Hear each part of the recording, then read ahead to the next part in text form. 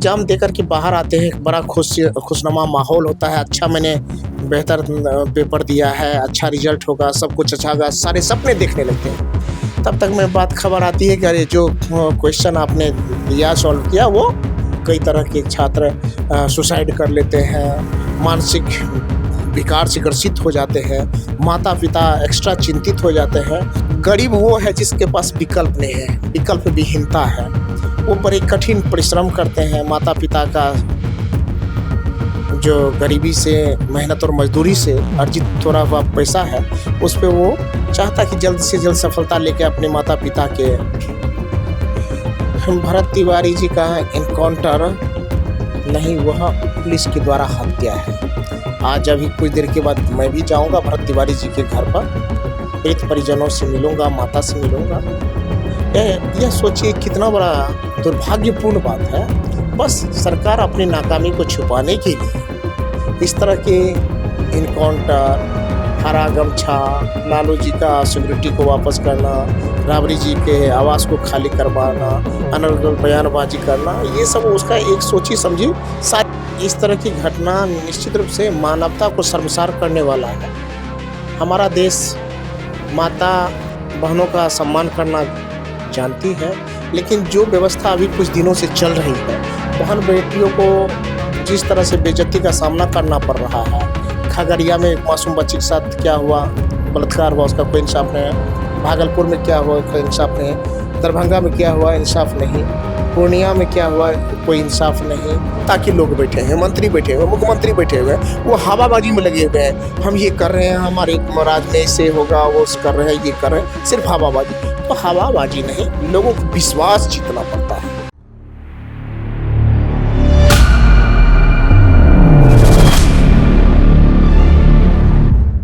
नमस्कार, watch news देख रहे हैं आप। मैं हूं आपके साथ प्रज्ञा।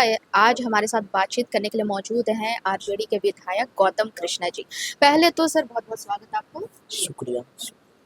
आज नीट का जो री एग्ज़ाम हुआ है, उसमें एग्ज़ाम में जाने से पहले हमने कुछ स्टूडेंट से बात की। स्टूडेंट का कहना है, पहले तो वो काफ़ी डरे हुए हैं कि कहीं दोबारा से पेपर लीक ना हो जाए, और दूसरा उनका कहना है कि ये जो टेलीग्राम बंद हुआ है उससे क्या ही होगा, लोग सरकार तो उसकी जड़ तक जा नहीं रहे हैं।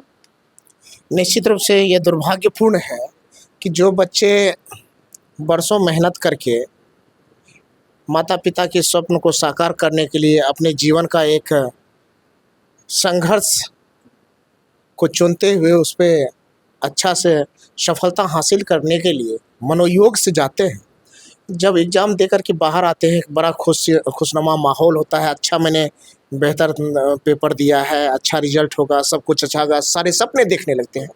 तब तक में बात खबर आती है कि अरे जो क्वेश्चन आपने दिया सॉल्व किया वो जो ये लीक था, वो बहुत ज़्यादा धांधली हुई है। अब सोचिए, एक बार कल्पना कीजिए उस छात्र की मनोस्थिति का। इसी में आपने कई बार देखा होगा कि कई तरह के छात्र सुसाइड कर लेते हैं, मानसिक विकार से ग्रसित हो जाते हैं, माता-पिता एक्स्ट्रा चिंतित हो जाते हैं।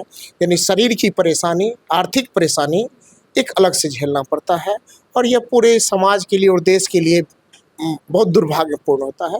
इसलिए जो आपने कहा कि छात्रों और छात्राओं से जब हमने चर्चा की तो डरे और सहमे हुए, ये स्वाभाविक सी बात है, क्योंकि छात्र जीवन से ही हम लोग यहाँ निकल के आए हैं।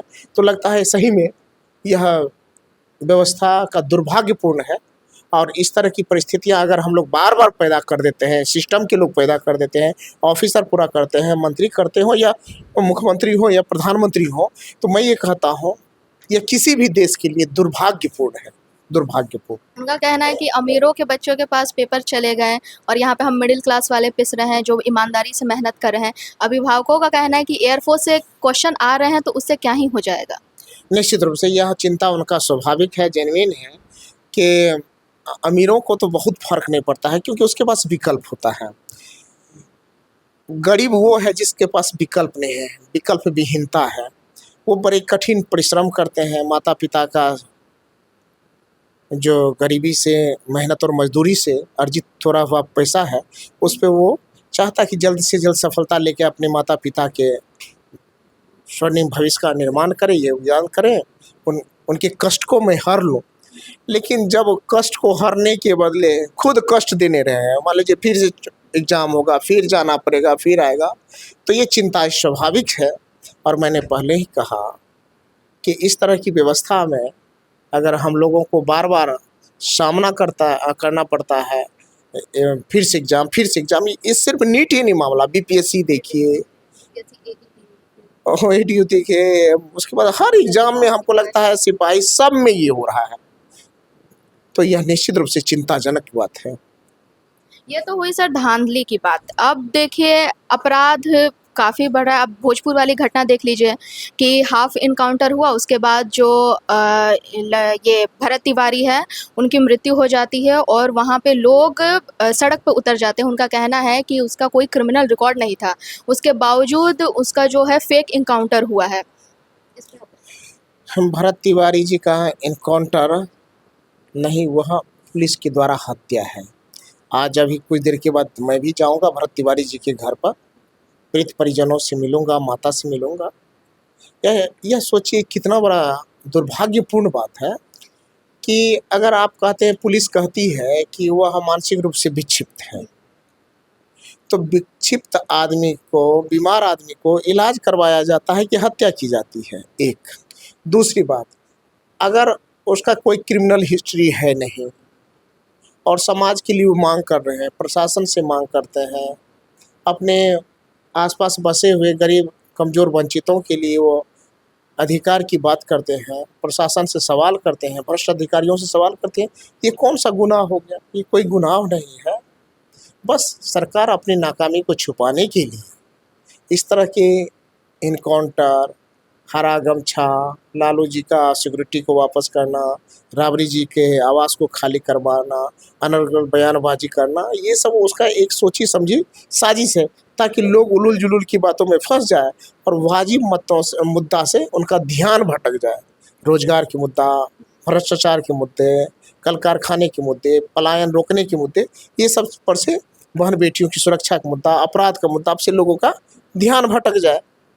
तो ये सोची समझी साजिश है। आपने कहा बहन बेटियों की सुरक्षा, यही अभी 11 जून की खबर है बेगूसराय से, जहाँ पे एक जो महिला है उनका सामूहिक बलात्कार होता है और इसके बाद वह जाती हैं पुलिस के पास, तो उन्हें डांट फटकार कर पहले भगा दिया जाता है। यह सूचना मिली है और उसके बाद उनकी मृत्यु हो जाती है। मृत्यु के बाद सबसे दरिंदगी वाली ये चीज़ है कि उनके प्राइवेट पार्ट्स में बुलेट वगैरह मिलते हैं। अरे बताइए, इस तरह की घटना निश्चित रूप से मानवता को शर्मसार करने वाला है। हमारा देश माता बहनों का सम्मान करना जानती है, लेकिन जो व्यवस्था अभी कुछ दिनों से चल रही है, बहन बेटियों को जिस तरह से बेइज्जती का सामना करना पड़ रहा है और बहन बेटियों पर जो ज्यादतियाँ हो रही है, यह दुर्भाग्यपूर्ण है। अभी आपने देखा नीट के छात्रा के साथ क्या हुआ, अभी तक कोई इंसाफ नहीं। खगड़िया में एक मासूम बच्ची के साथ क्या हुआ, बलात्कार हुआ, उसका कोई इंसाफ नहीं है। भागलपुर में क्या हुआ, उसका इंसाफ नहीं है। दरभंगा में क्या हुआ, इंसाफ नहीं। पूर्णिया में क्या हुआ, कोई इंसाफ नहीं। गर्दनी बाग में, पटना सिटी के आसपास जो बोरा में लाश मिला था, उसका कोई इंसाफ नहीं। और अभी आप जो बेगूसराय की बात हालिया बता रहे हैं, कोई इंसाफ नहीं। तो हम कहते हैं ये कोई एक घटना नहीं, ये लगातार इस तरह की घटनाएं हो रही है। पुलिस का जो एक खौफ होना चाहिए, पुलिस का जो एक भय होना चाहिए, पुलिस या इकबाल जिसको कहते हैं, प्रशासन को डर जो कहते हैं, वो खत्म हो गया है। यह खत्म करने में कहीं न कहीं पुलिस का डर खत्म हो गया। कहीं न कहीं इसमें इस सरकार का बहुत बड़ा योगदान है। तो हम ये कहना चाहते हैं कि बहन बेटियों की जब तक सुरक्षा नहीं होगी, आधी आबादी को आप प्रगति के रास्ते पे मुख्यधारा में कैसे लाएंगे? जब नीट की छात्रा के साथ बलात्कार और हत्या हुआ, उनका इंसाफ नहीं मिला, तो आप देखे होंगे पटना की बहुत सारी लड़कियां घर छोड़ कर, पटना छोड़ कर के घर चली गई। और जब रह भी रही है तो उसके माता पिता दिन में 2 बार 4 बार फ़ोन कर रहे हैं, कहाँ हो, क्या हो। तो ये वातावरण बन गया, ये दूषित वातावरण बन रहा है। और हम लोग क्या है, हवाबाजी में लगे हुए हैं। जितना सत्ता के लोग बैठे हैं, मंत्री बैठे हुए, मुख्यमंत्री बैठे हुए हैं, वो हवाबाजी में लगे हुए हैं। हम ये कर रहे हैं, हमारे राज्य में इससे होगा, वो कर रहे हैं, ये कर रहे हैं, सिर्फ हवाबाजी। तो हवाबाजी नहीं, लोगों को विश्वास जीतना पड़ता है। तो यह दुर्भाग्यपूर्ण है। अगर हम लोग सुशासन के नाम पर तो वोट ले रहे हैं, लेकिन सुशासन कहीं दिखता नहीं है। यह दुर्भाग्यपूर्ण है। बहुत बहुत शुक्रिया। तो जैसा कि आपने सुना, हमारे साथ मौजूद थे गौतम कृष्णा, जो महेशी से विधायक हैं, और उन्होंने जो अपराध है उस पे काफ़ी बड़ी बात कही है। उन्होंने कहा है कि जो जनता है, जो अपराध कर रहे हैं, वो उनका पुलिस का डर ख़त्म हो गया है, और इसमें जो सत्ता पक्ष के लोग हैं उनका बहुत बड़ा योगदान है। इस पे आपकी क्या राय है, हमें कमेंट बॉक्स में ज़रूर बताइएगा। देखते रहिए वॉच न्यूज़। धन्यवाद।